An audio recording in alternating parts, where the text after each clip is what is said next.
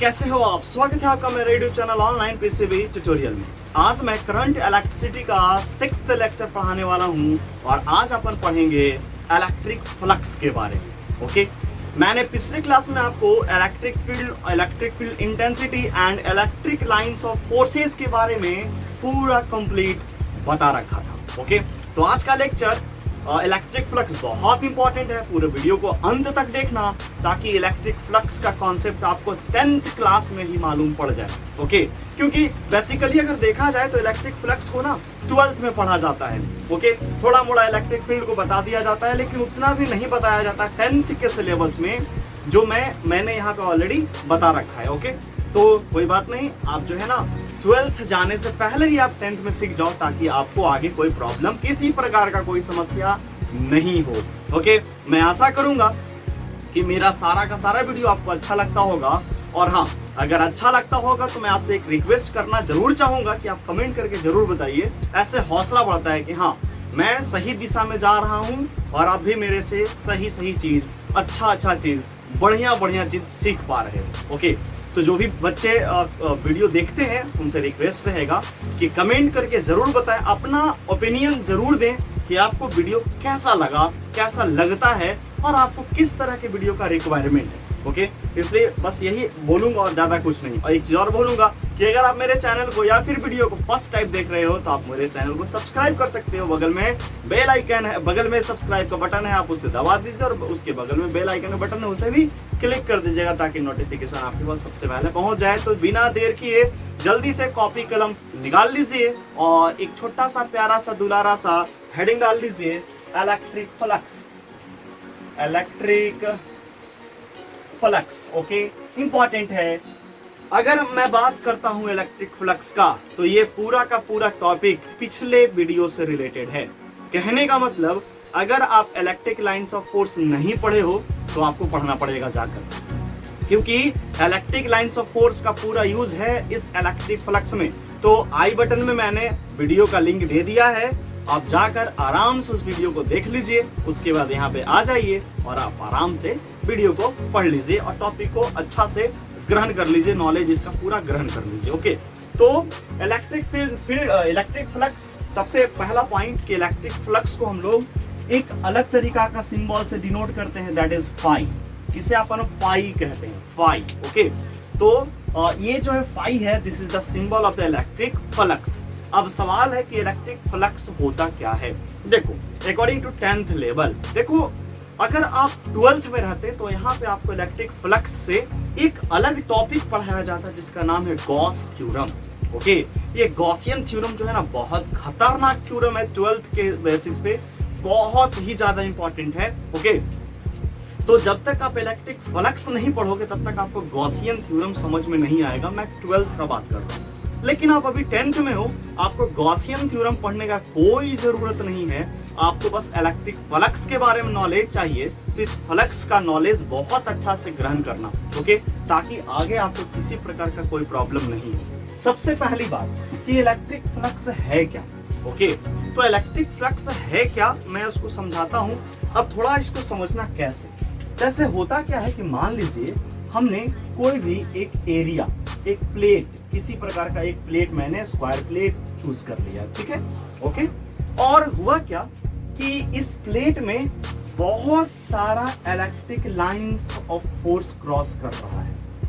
Okay, electric lines of force अगर नहीं पढ़े हो तो पिछला वीडियो, प्रीवियस वीडियो जाकर देखिए, आपको जरूर समझ में आएगा। ओके, तो ये जो एरिया है, ओके, इस एरिया से बहुत सारा electric lines of force, electric lines of force ELF जो है वो क्या कर रहा है, क्रॉस कर रहा है। किससे क्रॉस कर रहा है? इस एरिया A से। ओके, एक प्लेट है जिसका एरिया A है और वहां से बहुत सारा इलेक्ट्रिक लाइंस ऑफ फोर्स जो है वो क्रॉस कर रहा है।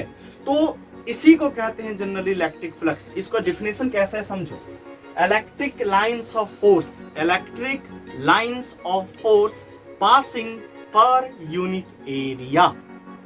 Okay, per unit area of cross section. Okay, तो सिंपल से डिफिनेशन है यार, electric lines of force passing per unit area of a cross section is known as electric flux. Okay, तो यहाँ पे इस इलेक्ट्रिक फ्लक्स का एक बहुत ही बेहतरीन फॉर्मूला निकल के आता है, और वो फॉर्मूला क्या है थोड़ा समझो। phi equal to electric flux passing through an area, electric lines of force passing through an area. Okay, तो इलेक्ट्रिक लाइंस ऑफ फोर्स किसको रिप्रेजेंट कर रहा है, थोड़ा ध्यान से समझो। मैंने पिछले क्लास में आपको बताया था कि अगर कोई पॉजिटिव चार्ज है तो वहां से इलेक्ट्रिक लाइंस ऑफ फोर्स निकलता है। क्या होता है? निकलता है। ओके, तो निकल रहा है, तो इसी के बेसिस पे मैंने आपको बताया था इलेक्ट्रिक फील्ड। याद करो, इलेक्ट्रिक फील्ड जो है ना, वो मैंने इसी के बेसिस पे बताया था। और अगर माइनस है तो इस पे क्या होता है? इलेक्ट्रिक लाइंस ऑफ फोर्स आता है। ओके, आता है। ठीक है, तो मैंने आपको पिछले क्लास में इलेक्ट्रिक लाइंस ऑफ फोर्स और इलेक्ट्रिक फील्ड लाइंस के बारे में बता रखा था। ओके, तो जो ही इलेक्ट्रिक लाइंस ऑफ फोर्स होता है ना, इलेक्ट्रिक लाइंस ऑफ फोर्स, वो जनरली इलेक्ट्रिक फील्ड को ही रिप्रेजेंट करता है। किसको रिप्रेजेंट करता है? इलेक्ट्रिक फील्ड को। जितना ज्यादा इलेक्ट्रिक लाइंस ऑफ फोर्स उतना ज्यादा इलेक्ट्रिक फील्ड। बात समझे? मैंने पिछले लेक्चर में ऑलरेडी ये सब समझा रखा था। अगर आपने नहीं देखा है तो जल्दी से आपसे रिक्वेस्ट है, देख लीजिए। ओके, अब देखो, ये है फाई किसको रिप्रेजेंट कर रहा है? इलेक्ट्रिक फ्लक्स को। तो इलेक्ट्रिक फ्लक्स किसको कहते हैं? Electric lines of force passing through an area या फिर through a cross section area. Okay, तो जितना एरिया होगा, अगर मान लो ये एरिया छोटा सा हो गया, ओके, तो जब एरिया छोटा होगा तो वहां से पास होने वाले लाइंस भी कम होंगे। ओके, अगर एरिया बड़ा होगा तो यहाँ से पास होने वाले लाइंस भी बहुत ज्यादा होंगी। जो लाइंस 4 दिख रहा है, अगर इसको हम बढ़ा दे तो 8 हो जाएगा, 10 हो जाएगा, 12 हो जाएगा, जो भी होगा। ओके, तो जैसे जैसे आप क्या कर रहे हो, एरिया को बढ़ा रहे हो, एरिया जैसे जैसे बढ़ेगा आपका फ्लक्स भी बढ़ रहा है। ओके, यहाँ से पास होने वाला लाइंस भी बढ़ रहा है। मतलब इस एरिया को अगर आप इंक्रीज करते हो तो यहाँ से गुजरने वाली लाइंस भी इंक्रीज होंगी। ओके, और जितना ज्यादा लाइंस इंक्रीज होंगी उतना ज्यादा इलेक्ट्रिक फील्ड इंक्रीज होगा, क्योंकि इलेक्ट्रिक फील्ड किस पे डिपेंड करता है? इलेक्ट्रिक लाइंस ऑफ फोर्स पे। तो जितना ज्यादा लाइन उतना ज्यादा इलेक्ट्रिक फील्ड। तो यहीं से डिफिनेशन बन जाता है और इसका फॉर्मूला बन जाता है कि electric flux is equal to E into A. बोले तो इलेक्ट्रिक फील्ड जितना ज्यादा उतना ज्यादा फ्लक्स, क्योंकि जितना ज्यादा इलेक्ट्रिक फील्ड उतना ज्यादा वहां से लाइंस निकलेगा। ओके, और जितना ज्यादा एरिया होगा उतना ज्यादा वहां से लाइंस गुजरेगा। ओके, तो दोनों बढ़ेगा। अगर दोनों इंक्रीज होगा तो फ्लक्स भी क्या होगा? इंक्रीज होगा। एंड आपको पता है electric field is a vector quantity.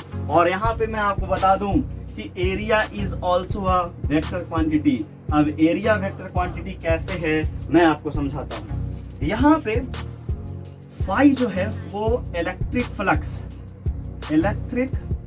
Flux को रिप्रेजेंट करता है। ओके, ई जो है वो इलेक्ट्रिक फील्ड को रिप्रेजेंट करता है। ओके, एंड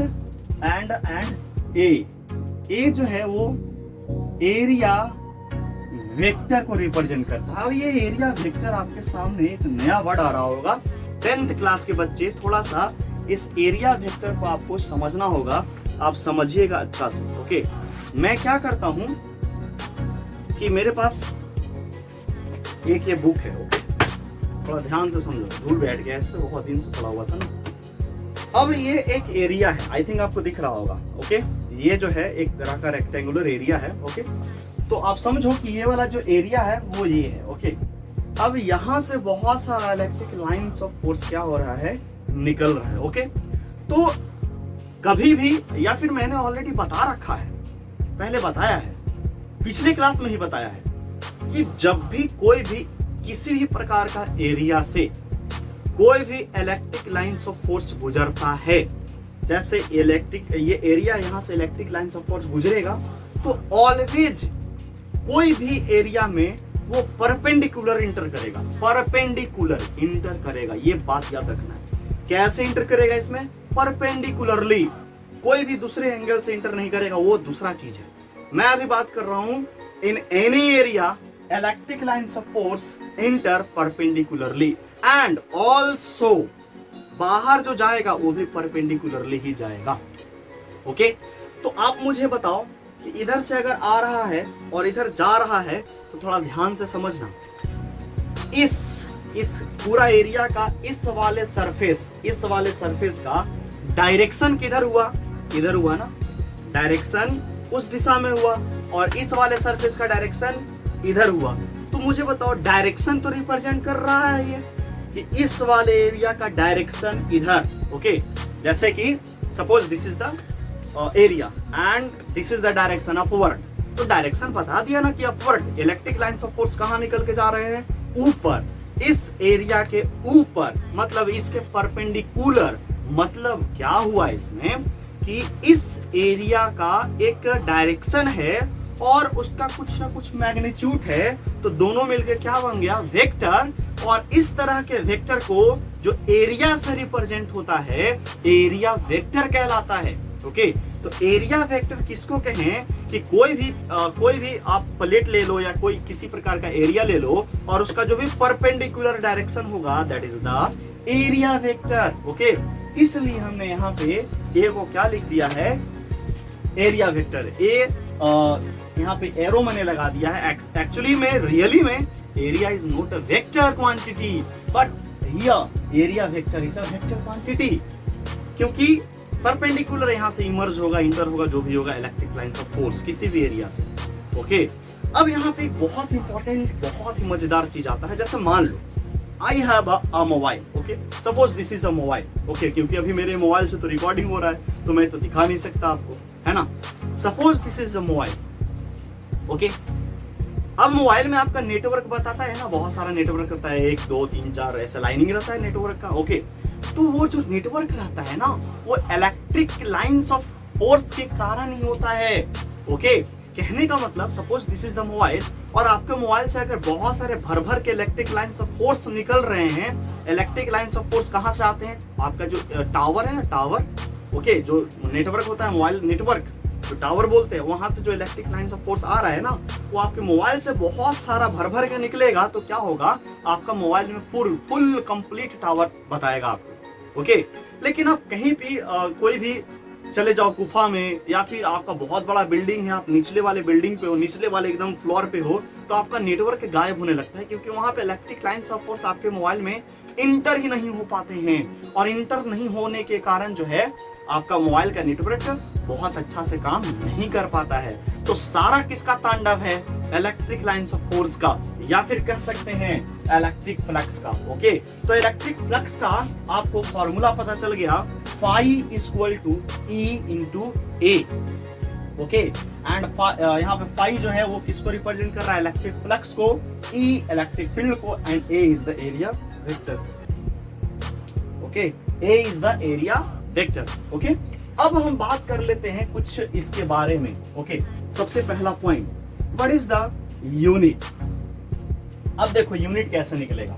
मैंने पिछले क्लास में आपको बता रखा था कि इलेक्ट्रिक फील्ड इक्वल टू होता है F by charge. F by charge तो क्या हो जाएगा? न्यूटन पर कूलम। तो ऑलरेडी इलेक्ट्रिक फील्ड का हमने जो है आपको क्या बता रखा था? Unit, that is the Newton पर कूलम। और एरिया का होता है मीटर स्क्वायर। ओके, तो न्यूटन मीटर स्क्वायर पर coulomb is the unit of the electric flux. Okay, and dimension का अगर मैं बात करूं, डायमेंशन का बात करूं, तो डायमेंशन क्या है? थोड़ा ध्यान से समझो। न्यूटन का क्या होता है? MLT-2 होता है ना, MLT-2। ओके, और ये है मीटर मतलब लेंथ, और लेंथ मतलब L2 L स्क्वायर, और C है चार्ज बोले तो AT। अब इसको आपको क्या कर देना है? सिंप्लीफाई करके लिख देना है। क्या हो जाएगा? L और L स्क्वायर का हो जाएगा L³ हो जाएगा, और नीचे T है, ऊपर T-2 है, तो क्या हो जाएगा? T-3 हो जाएगा, और A-1 हो जाएगा। This is the dimension of the electric flux. Okay, ये है डायमेंशन इलेक्ट्रिक फ्लक्स का। ओके, तो ये थोड़ा सा कुछ जानकारी है इलेक्ट्रिक फ्लक्स के बारे में। डिफिनेशन लिखने के बाद अब फॉर्मूला लिखना और इसका यूनिट डायमेंशन लिख लेना। लेकिन बहुत इंपॉर्टेंट चीज अभी आने वाला है। अब वो क्या है? शायद आपको पता होगा, कि किसी भी कंडक्टर जानते हो ना कंडक्टर किसको कहते हैं, ओके, जो इलेक्ट्रिसिटी को कंडक्ट करता है, जिसमें फ्री इलेक्ट्रॉन्स पाए जाते हैं, विच conduct the electricity, okay, that is the conductor. Okay, बहुत सारे कंडक्टर हैं, लोहा, आयरन, फलना ढिकना, जो अल्युमिनियम, कॉपर, तांबा, जो भी है वो सब क्या है, कंडक्टर है। तो यहाँ पे एक बहुत इंपॉर्टेंट सवाल है कि कंडक्टर के अंदर इलेक्ट्रिक फील्ड कितना होता है। आंसर है 0, 0, लड्डू। अब सवाल है ऐसे क्यों? कंडक्टर के अंदर इलेक्ट्रिक फील्ड कंप्लीटली 0 होता है, मतलब किसी भी कंडक्टर के अंदर कोई भी इलेक्ट्रिक फील्ड नहीं होता है। तो कहां होता है? बाहर होता है। एक एग्जांपल मैं लेता हूं, suppose this is the marker, okay. मान लो ये तार है, एक वायर है, और वायर का ये ऊपर वाला कवरिंग है, ओके, ऊपर वाला कवरिंग है, और ये जो है ना, ये अंदर वाला जो मेटल वायर है, ओके, ये मेटल वायर हो गया, और ये क्या हो गया, कवरिंग हो गया वायर का, और इस जो मेटल वाला वायर है ना, इसके अंदर से क्या फ्लो हो रहा है, इलेक्ट्रिसिटी फ्लो हो रहा है। तो मैं आपसे ये पूछना चाहता हूं कि इस वायर के अंदर इलेक्ट्रिक फील्ड है या बाहर है? इस वायर के अंदर इलेक्ट्रिक फील्ड है या बाहर है? आंसर आएगा there is no electric field inside any conductor. याद रखना, कभी भी किसी भी कंडक्टर के अंदर किसी प्रकार का इलेक्ट्रिक फील्ड नहीं होता है, बाहर होता है। इसके चारों ओर क्या होगा, इलेक्ट्रिक फील्ड प्रेजेंट होगा। इसीलिए तो कहा जाता है कि बरसात के मौसम में वो छाता वाता लेके, बहुत जो हाई वोल्टेज वाले जो पॉल होते हैं ना, बिजली वाले, उसके पास नहीं जाना चाहिए, नहीं तो वो नुकसान पहुंचा सकते हैं आपको। और बड़े बड़े जो इलेक्ट्रिसिटी जो क्रॉस करता है बड़े बड़े टावर के पास, तो देखा होगा कि टावर में लिखा रहता है खतरा, यहाँ खतरा है, यहाँ आना मना है, क्योंकि उसके पास बहुत ज्यादा इलेक्ट्रिक फील्ड है, बहुत ज्यादा मैग्नेटिक फील्ड है। आपको तुरंत उस सटाक से क्या कर लेगा, खींच लेगा आपको। ओके, तो बाहर होता है। अब सवाल है कि अंदर क्यों नहीं होता है? सर जी, इसके कोई भी कंडक्टर के अंदर इलेक्ट्रिक फील्ड क्यों प्रेजेंट नहीं होता है, तो मैं आपको उसका जवाब दूंगा। लेकिन उससे पहले आपको ये बात लिखना होगा। जल्दी से लिख लीजिए इसको, जल्दी से लिखिए, जल्दी से छापिए, जल्दी से उतारिए।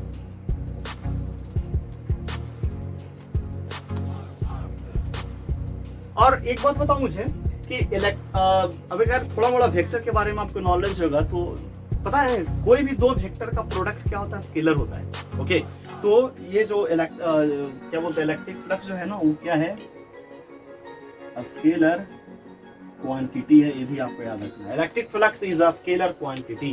ओके, बहुत इंपॉर्टेंट है, जल्दी से इसे छाप लीजिए।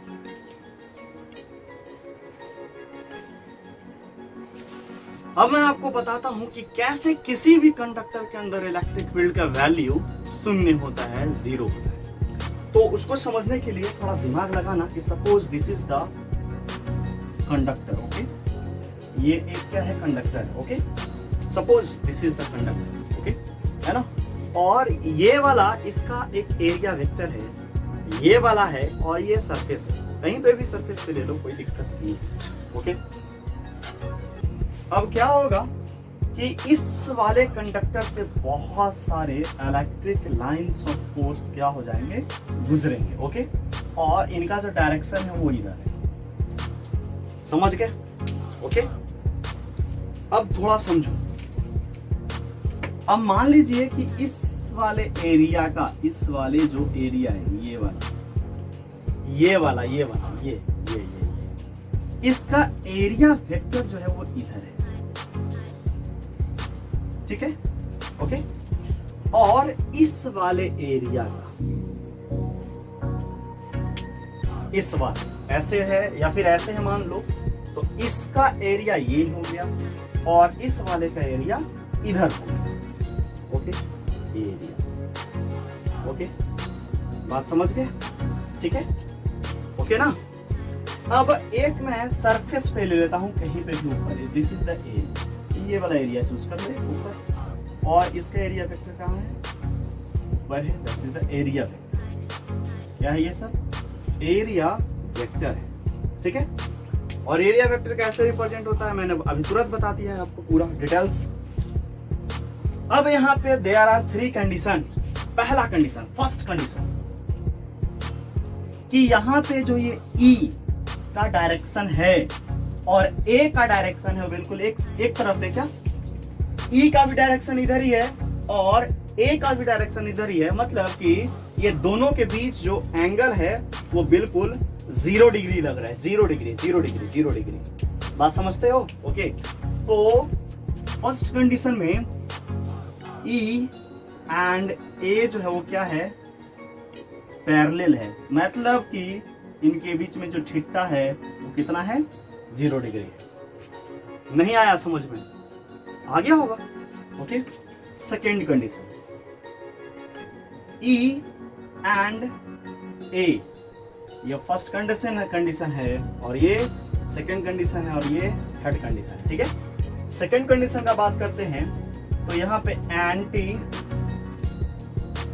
पैरेलल है और आपको पता है जब भी कोई दो चीज एंटी पैरेलल होता है तो उसके बीच angle 180 degree, theta is equal to 180 degree. Okay, and there is third condition, और ई एंड ए के बीच जो है वो क्या है, परपेंडिकुलर है। वो कैसे? देखो, अगर इस एरिया का बात करते हैं और इस ई का बात करते हैं, ओके, बताओ ये दोनों एक दूसरे के 90 डिग्री पे है ना, इसीलिए इसको हम परपेंडिकुलर बोले, मतलब theta is equal to 90 degree. There are 3 condition. Okay, अब मैं क्या करता हूं, थोड़ा ध्यान से समझो। देखो इस कंडीशन में अगर मैं फाई निकालता हूं फर्स्ट कंडीशन में, ओके, तो मुझे बताओ cos 0 का वैल्यू कितना होता है, 1, पता होगा यार। ओके, cos 180 का वैल्यू होता है -1, ओके, एंड cos 90 का वैल्यू होता है 0। ये आपको तीनों वैल्यू पता होना चाहिए या फिर होगा ही, क्योंकि आपको फार्मूला जब बताया गया था फाई इक्वल टू ई ए, तो इसका फार्मूला होता है ई ए कॉस थीटा। ये आपको याद रखना है पूरा। ओके, सिर्फ मैंने ई ए बताया था, इसका टोटल फुल फार्मूला जो होता है ओरिजिनल वाला, that is the E A cos theta. आपको ये बात याद रखना है, ठीक है ना। तो phi equal to E A cos 0 degree, 0 degree है, तो बताओ इसका आंसर क्या आएगा, केवल क्या आएगा, फाई इक्वल टू ई ए आएगा, only phi equal to E ए आएगा। Okay, and second condition, E A cos 180। Okay, अब 180 का वैल्यू कितना, -1, तो क्या हो जाएगा, फाई इक्वल टू माइनस ई ए, क्यों, क्योंकि 180 वैल्यू हो गया ना, तो 180 cos 180 का वैल्यू के माइनस कितना होता है, -1 होता है। ओके, तो माइनस हो गया, and phi E A cos 90 value is 0। मतलब फ्लक्स कहाँ है, फ्लक्स या तो आ रहा है या तो जा रहा है, इधर उधर नहीं निकल रहा। थोड़ा ध्यान से समझो, फ्लक्स का यहाँ पे क्या काम है, या तो आया या तो गया। तो मुझे बताओ यहाँ पे टोटल फाई टोटल आया कितना, उधर कितना गया, कितना है बताओ ना, या फिर आने वाला कितना है, ई ए, ये है, और इधर वाला फ्लक्स कितना है, इधर वाला टोटल, क्योंकि अब क्या करोगे, टोटल में क्या करोगे, जितना आएगा और जितना जाएगा, वही है ना। तो total incoming flux is equal to total outgoing flux. जितना आने वाला फ्लक्स है उतना जाने वाला फ्लक्स है, जितना आया है उतना जाएगा। तो टोटल यहाँ पे करते हैं तो ई ए प्लस, या फिर ऐसे करो, ई ए इनकमिंग प्लस ई ए आउट गोइंग। ओके, ये आने वाला है, ये आने वाला फ्लक्स है और ये जाने वाला है। अब दोनों को क्या करो, ऐड करो टोटल।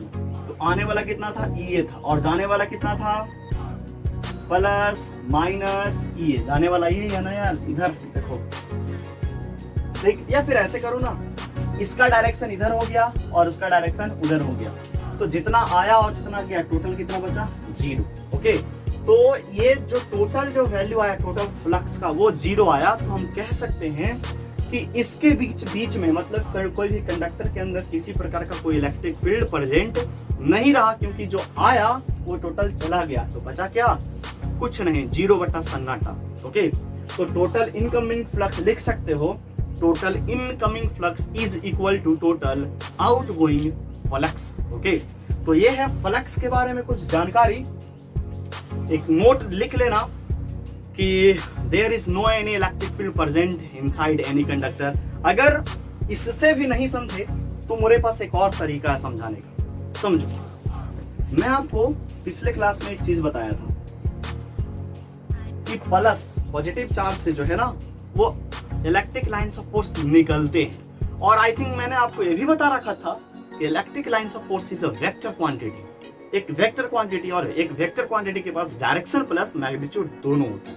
ओके, अब थोड़ा समझिए। मान लीजिए कि ये जो है एक कंडक्टर है और इस पे बहुत सारा चार्ज जो है वो क्या है, प्रेजेंट है।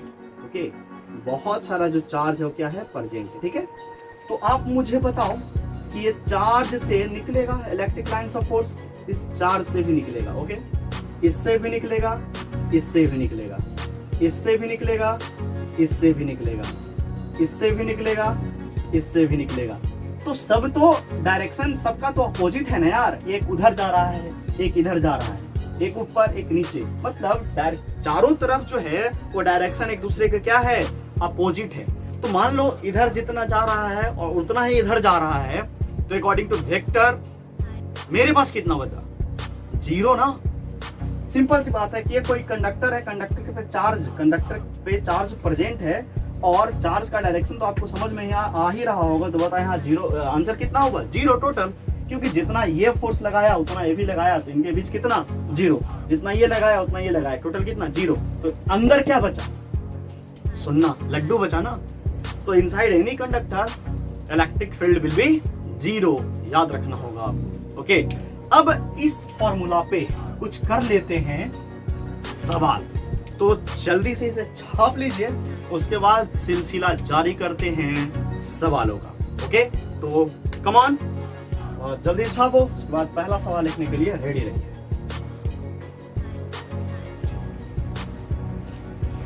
तो सबसे पहला सवाल जल्दी से नोट डाउन कीजिए और नीचे बार मेन्यू में भी आ रहा होगा। Uniform electric field E 8000 newton पर coulomb passing through a flat square area A equal to 10 metre square, determine the electric flux. Okay, ये सवाल आपके बार मुनि में दिख रहा होगा, देखो ध्यान से। तो यहाँ पे आपको क्या करना है, डायरेक्ट सबसे पहले आपको क्या लिखना है, कोई भी सवाल बनाने से पहले गिवन बहुत ही जरूरी है कि सवाल में क्या क्या दिया हुआ है और क्या पूछ रहा है। तो आपको इलेक्ट्रिक फील्ड दे दिया गया है, आपको एरिया दे दिया गया है, आपको फ्लक्स क्या है निकालना है। एरिया है 10 मीटर स्क्वायर और इलेक्ट्रिक फील्ड है 8000 न्यूटन पर मीटर, न्यूटन पर कूलम, न्यूटन पर कूलम। तो जल्दी से फॉर्मूला पुट करो, आंसर लेके आ जाओ। क्या करना है इसमें, जल्दी से बनाइए, वेट कर रहे हैं हम।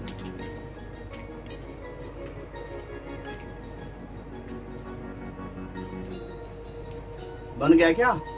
तो फॉर्मूला पुट कीजिए, phi equal to E into A. Okay, phi equal to E कितना है आपका, 8000 इंटू 10। आंसर क्या हो जाएगा, phi equal to 8 into 10 to the power 4 newton metre square पर coulomb. This is the answer. अब इससे भी कोई आसान सवाल होता है क्या? हाँ, ये तो दुनिया का सबसे आसान सवाल था यार, ये दुनिया का सबसे आसान सवाल था। ओके, कोई बात नहीं, दूसरा क्वेश्चन के लिए रेडी रहिए। दूसरा क्वेश्चन आपके सामने और सवाल है, a uniform electric field E is 5000 Newton पर coulomb passing through a flat square area A is equal to 2 meter square. Okay, determine the electric flux if the electric field and area vector placed at a 60 degree angle. 60 degree के angle पर अगर उपस्थित है तो उनके बीच electric flux कितना होगा। तो जल्दी से बन गया, इसमें बस कैलकुलेशन है, फार्मूला आपके सामने है, phi equal to E A cos theta, यही फार्मूला था ना।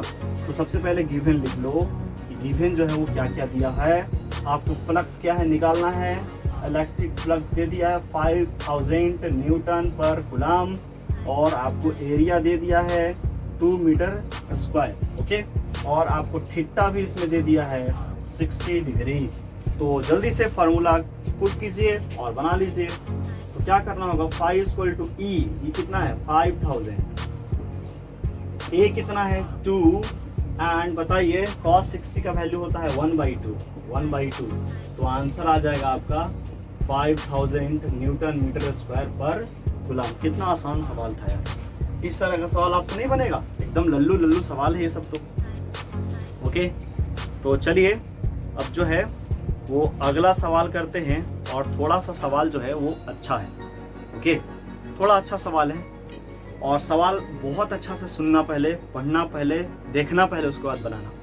अ solid ball with 5.5 metre radius, आपके नीचे बार मेन्यू में आ रहा होगा। A solid ball with 0.5 metre radius has 10 microcoulomb electric charge in its centre, okay. इसके सेंटर पे जो है वो 10 माइक्रोकूलम का चार्ज उपस्थित है। Determine the electric flux passing through the ball, okay. सवाल बहुत ही मजेदार है, बनाओ, मैं इसके लिए आपको समय दूंगा, ओके।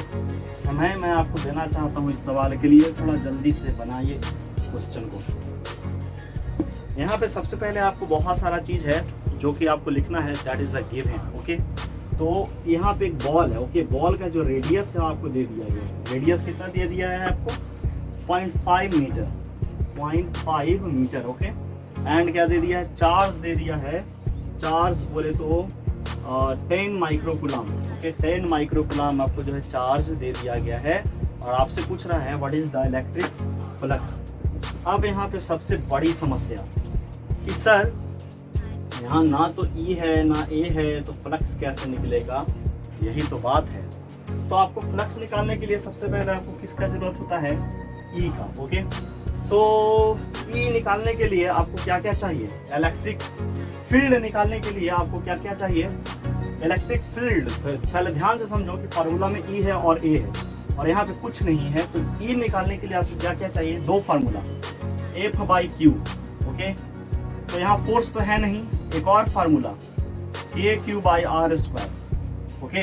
तो यहाँ से कुछ तिगड़म निकल सकता है कि K इक्वल टू होता है 9 × 10⁹ और Q का वैल्यू आपको ऑलरेडी दे दिया गया है 10 × 10⁻6 कूलम, 10 माइक्रोकूलम, और माइक्रो मतलब होता है 10⁻6, एंड बाई R रेडियस आपको दूरी तो दे दिया गया है ना यार 0.5, एक गोला का रेडियस आपको दे दिया गया है 0.5, तो 0.25 अगर r का स्क्वायर करेंगे तो 0.25 आएगा, देख लो ध्यान से, ओके। अब इसको कैलकुलेट कर लो जल्दी से, ओके। जब कैलकुलेट करोगे, मैं आपको बता देता हूँ, जब कैलकुलेट करोगे तो ई निकल जाएगा, ओके। और क्या है, एक बॉल, सॉलिड बॉल का एरिया क्या होता है, सॉलिड बॉल का एरिया क्या होता है, एक सॉलिड बॉल, सॉलिड गेंद का एरिया क्या होता है 4/3πr² या 4πr², 4πr² I think area होता है, ओके। तो 4 आपको पता है, पाई पता है, r रेडियस आपको पता है, ओके। तो आप एरिया भी आप निकाल लो, आपको ई भी निकल जाएगा, दोनों का वैल्यू पुट करना, और थीटा इनके बीच का कितना दिया हुआ है, थीटा दिया है क्या कुछ, इनके बीच जो थीटा है वो बिल्कुल नहीं दिया है, मतलब परपेंडिकुलर है। कैसे, थोड़ा ध्यान से समझो, ये बॉल है, ओके। अब बॉल के सेंटर पे रखा हुआ है, तो सेंटर पे रखा हुआ है तो इलेक्ट्रिक फील्ड जो है इधर निकलेगा, इधर निकलेगा, इधर निकलेगा, इधर निकलेगा। तो बताओ इलेक्ट्रिक फील्ड इधर निकला और इसका एरिया क्या है, इधर ही, तो परपेंडिकुलर नहीं होगा, 0 डिग्री पे होगा। ये एरिया है और ये ई है, ओके। 0 डिग्री, थीटा यहाँ पे आपको समझना होगा 0 डिग्री, ओके। अगर ये सवाल आपको समझ में आया तो ठीक, नहीं आया तो कमेंट करके मुझे जल्दी से बताओ, मैं इस सवाल को फिर से बताऊंगा। अगर कॉन्सेप्ट भी समझ में आ गया होगा तो अच्छी बात है, और अगर नहीं आया तो फिर से बोलो, मैं बता दूंगा इस सवाल को, ओके। तो जल्दी से इसे जो है वो बना लीजिए, बस यही कॉन्सेप्ट है। आपको ई निकाल लेना है यहाँ से, और आपको एरिया यहाँ से निकाल लेना है, उसको पुट कर देना है, वैल्यू आ जाएगा आंसर, ओके। सेंटर पे चार्ज रखा हुआ है, तो सेंटर पे चार्ज रखा हुआ है तो ये तो चारों तरफ से निकलेगा ना, वहां से इलेक्ट्रिक लाइंस ऑफ फोर्स तो चारों तरफ से निकलेगा चार्ज के। ओके, तो अगर यहाँ से गुजरेगा तो इसका एरिया लेंगे, इधर से गुजरेगा तो यहाँ का एरिया लेंगे, इससे गुजरेगा तो एरिया लेंगे यहाँ का। तो बताओ यहाँ पे जो हर जगह का जो डिग्री है वो कितना है, यहाँ इस एरिया इधर और फ्लक्स भी इधर, फील्ड भी इधर, इलेक्ट्रिक लाइंस ऑफ फोर्स भी इधर, तो दोनों के बीच 0 डिग्री। यहाँ भी सेम कंडीशन 0 डिग्री, 0 डिग्री, इसीलिए हम थीटा कितना ले लिए 0 डिग्री। तो इसका मैं आंसर आपको बता देता हूँ कि इसका आंसर कितना है। ओके, अगर आप लोगों का आता है तो नहीं ऐसे नहीं, आंसर आपको बताना होगा। आप आंसर बताओ, उसके बाद मैं बताऊंगा कि सही है कि गलत है, ऐसे तो भी गड़बड़ हो जाएगा। ओके, बस ये मैं बोल रहा हूँ कि लास्ट में जो है 10⁶ आने वाला है। ओके, और उसके आगे क्या है जो आई डोंट नो। ठीक, तो ये कुछ लल्लू गिरी का सवाल था, लल्लू टाइप। मैं फिर से बोल रहा हूँ कि जब तक 20-25 लोगों का ईमेल आईडी मेरे पास कमेंट बॉक्स में नहीं आएगा तब तक मैं क्वेश्चंस होमवर्क वाला सेंड नहीं करूँगा। ओके, तो मैं आपसे रिक्वेस्ट करता हूँ कि इस वीडियो में जो है वो पूरा का पूरा कम से कम 10-20 लोग, लड़का लोग अपना ईमेल आईडी सेंड करो और क्वेश्चन बनाने के लिए मैं सेंड करूँगा। अगर पढ़ना चाहते हो तो, और नहीं पढ़ना है तो रास्ता खुला है, आप कहीं भी जा सकते हैं, no doubt. Okay, next class में अपन पढ़ेंगे इलेक्ट्रिक पोटेंशियल, जो कि बहुत ज्यादा इंपॉर्टेंट है। आपका रियल चैप्टर वहीं से शुरू होने वाला है, करंट इलेक्ट्रिसिटी का। ओके, क्योंकि आपको पता है जब भी करंट फ्लो होता है तो पोटेंशियल डिफरेंस होना बहुत जरूरी होता है। ओके, तो पोटेंशियल का जो लेक्चर है वो बिल्कुल मत छोड़ना, बस यही बोलना चाहते हैं। ओके, तो चलिए आज का लेक्चर यहीं समाप्त करते हैं। धन्यवाद, पढ़ते रहिए और हमारे देश का नाम रोशन करते रहिए। लेक्चर कैसा लगा कमेंट करके जरूर बताइए।